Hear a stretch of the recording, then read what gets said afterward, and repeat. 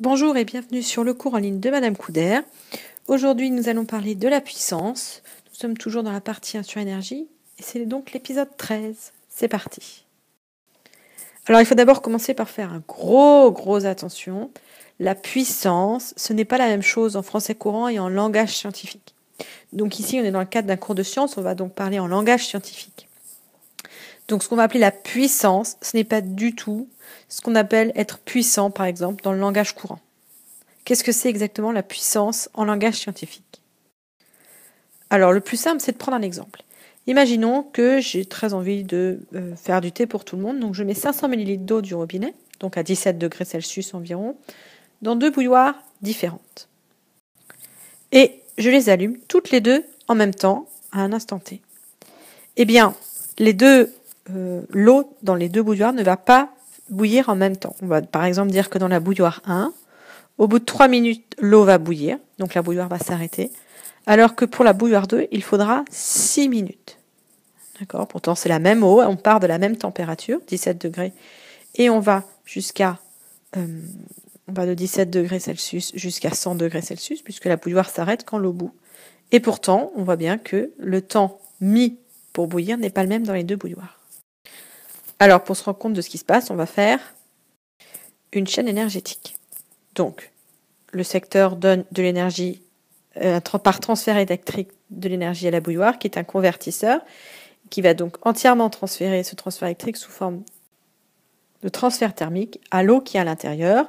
Et donc, l'énergie thermique de l'eau qui est à l'intérieur va augmenter. D'accord ? Dans les 2 bouilloires, on met la même quantité d'eau. Donc, on voit bien que le delta E TH, la variation d'énergie thermique est la même dans les 2 bouilloires.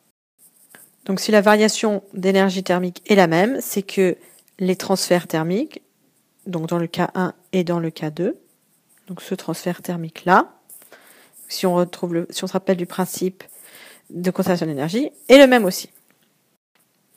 Ce qui va changer, ce n'est donc pas le transfert thermique ni la variation d'énergie, mais c'est une grandeur qu'on va appeler la puissance. Et donc, on voit que la P1, la puissance de la bouilloire 1 et la puissance de la bouilloire 2 sont différentes.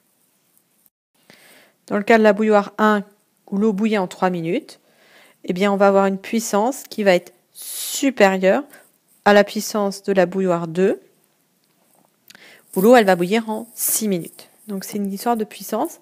Et si on regarde la puissance qui est indiquée sur les appareils électriques, on voit que c'est effectivement le cas.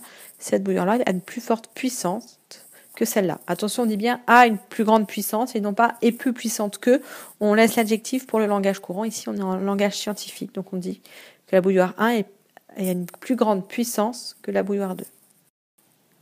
Alors, je vous dis de faire attention au mot puissance. Peut-être qu'il est temps de le définir. Donc, faisons un stop vocabulaire et définissons le mot puissance. Eh bien, la puissance, c'est l'énergie qui est transférée d'un système à un autre à chaque seconde. On prend une photo chaque seconde, on mesure combien d'énergie transférée à chaque seconde, et cette valeur-là, c'est la valeur de la puissance. Autre façon de dire, c'est un débit d'énergie. Plus la puissance est grande, plus le débit d'énergie du système à l'autre va être grand. Ce qui est important sur la puissance, c'est qu'on a bien parlé d'énergie qui va d'un système à un autre. Donc ça caractérise un transfert. Il faut bien se rappeler, la puissance, ça caractérise un transfert. Alors maintenant qu'on a dit ce qu'était la puissance, on va s'intéresser à son expression mathématique. Donc comme ça caractérise un transfert, on va pouvoir écrire le transfert, c'est égal à l'énergie transférée chaque seconde fois le nombre de secondes. Donc l'énergie transférée par seconde étant l'énergie, on retrouve bien dans l'expression mathématique la définition qu'on a donnée. C'est l'énergie transférée par seconde. Autre façon de voir, si on peut écrire transfert égale P fois delta T. Alors, pour la suite, je prendrai un transfert, mais ça marche pour les 4 transferts. Mais juste ici, on va s'intéresser par exemple à un transfert électrique. On peut écrire la puissance. C'est l'énergie transférée divisée par la durée pendant laquelle a lieu le transfert. C'est bien l'énergie transférée par seconde. Regardons de plus près cette expression, notamment intéressons-nous aux unités. Donc, le transfert, c'est une variation d'énergie, c'est en joules. Une durée, c'est en secondes. Et donc, la puissance, c'est soit en joules par seconde, mais c'est plus communément exprimé en watts. Donc 1 joule par seconde égale 1 watt. Par exemple, quand on dit on a une lampe de 45 watts, c'est la puissance de la lampe. La bouilloire, elle va avoir une puissance de 30 watts ou 60 watts. C'est ce qui est écrit sur les appareils électriques en watts, c'est la valeur de la puissance.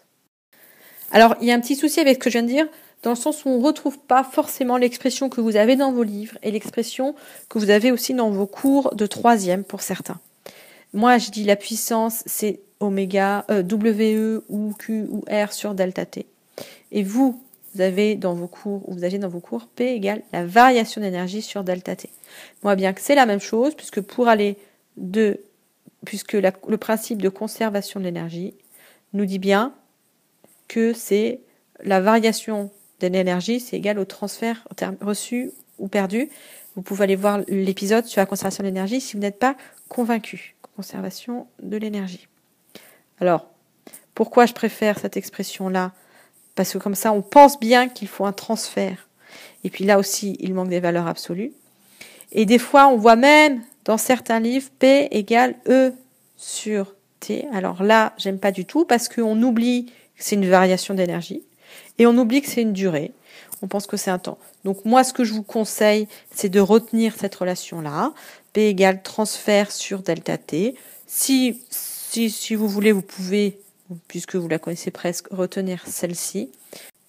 Mais le plus simple, encore, de se rappeler de la définition de la puissance. C'est la puissance, c'est l'énergie par unité de temps.